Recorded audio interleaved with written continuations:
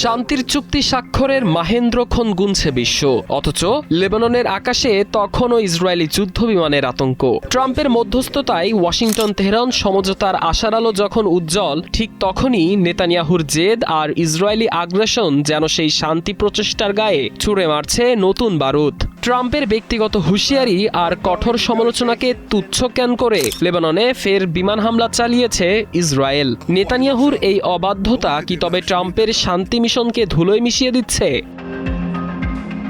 লেবাননের national news এজেন্সির মতে বুধবার ইসরায়েলি যুদ্ধবিমানগুলো নাবাতি, আল ফাউকা ও কফার টেবনিটের উপকণ্ঠে নতুন করে আঘাত হেনেছে। ইরান সমর্থিত হিজবুল্লাহকে লক্ষ্য করে দোহাই দিয়ে এই হামলা চালানো হলেও এটি মূলত ভঙ্গুর শান্তি আলোচনার পরিবেশকে চরম উত্তপ্ত করে তুলেছে। যদিও ইসরায়েলি সামরিক বাহিনী এখনও নীরব, তবে এই হামলাটি যে মার্কিন ইরান অন্তর্বর্তীকালীন চুক্তির পরিবেশকে সরাসরি চ্যালেঞ্জের মুখে ফেলেছে তা বলাই বাহুল্য।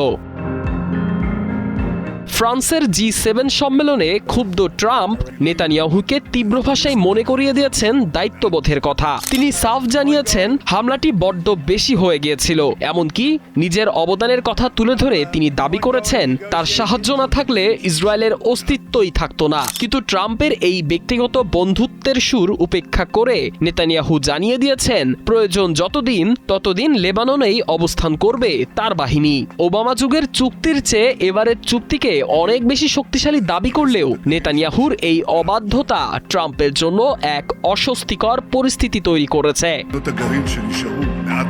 এদিকে চুক্তির ভবিষ্যৎ নিয়ে দেখা দিয়েছে চরম অনিশ্চয়তা। পাকিস্তানের মধ্যস্থতায় হওয়া এই চুক্তিতে লেবাননকেও অন্তর্ভুক্ত করা হয়েছে। ইরানের পররাষ্ট্রমন্ত্রী আব্বাস আরাকচি কড়া হুঁশিয়ারি দিয়েছেন যে লেবাননে যেকোনো ইসরায়েলি হামলা বা সামরিক উপস্থিতি চুক্তির সরাসরি লঙ্ঘন। শুক্রবার সুইজারল্যান্ডের বার্গেনস্টক রিসোর্টে স্বাক্ষরের অপেক্ষায় থাকা এই চুক্তি কি তবে কেবল কাগজের পাতাতে সীমাবদ্ধ থাকবে? সংঘাতের এই চিত্র পুরো কূটনৈতিক প্রক্রিয়াকে নড়বড়ে করে দিয়েছে।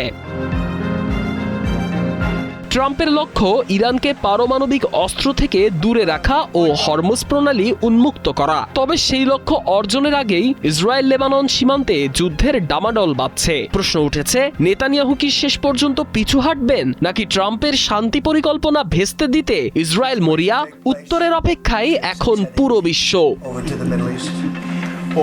সাদমান ইসলাম, ৭১।